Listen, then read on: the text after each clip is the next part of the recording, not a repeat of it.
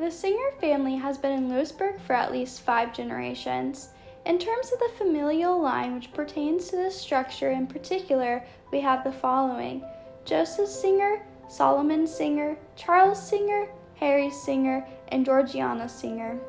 Joseph was born in 1772 and immigrated from Virginia to Lewisburg before 1808 when he married Eve Elizabeth Rape. The couple had at least 7 children together, one of whom was Solomon.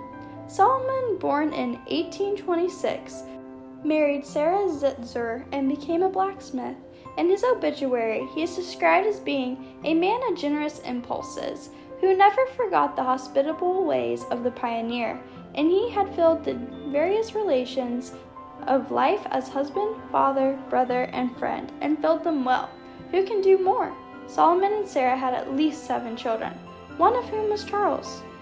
Charles, like his father, became a blacksmith, and we know for certain that he had his own shop. In 1895, this blacksmith shop was built by Charles E. Singer. Charles was born on November 17, 1841, in Lewisburg, Ohio. At the time of the 1870 census, Charles was following in his father's footsteps as an apprentice in the blacksmithing trade. His father, Solomon Singer, had been employed as a blacksmith since at least 1850, as per that census, if not before. He also engaged in the sale of buggies and carriages, building up a large business. Charles married Georgianna Palmer Lee, and together they had 3 children, the eldest of whom was Harry.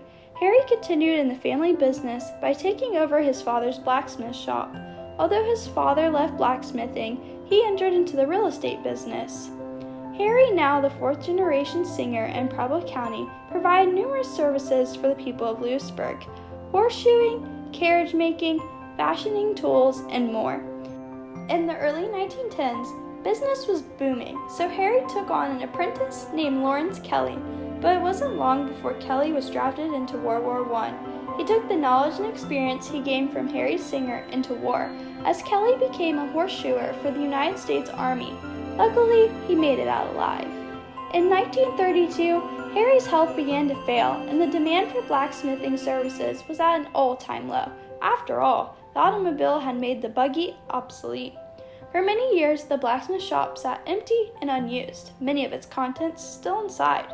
In 1975, a preservationist became interested and did extensive work to save the structure. However, the preservationists and the work they did have seemingly been lost to history. In 2000, upon the death of Georgianna Singer, the only child of Harry and his wife with the same name, the blacksmith shop was bequeathed to the Lewisburg Historical Society. More renovations were completed to restore the shop to its former glory. Today, the blacksmith shop is open monthly for demonstrations. It is through this living history that such a look into the past is possible. With every strike of the anvil, the Singer legacy lives on.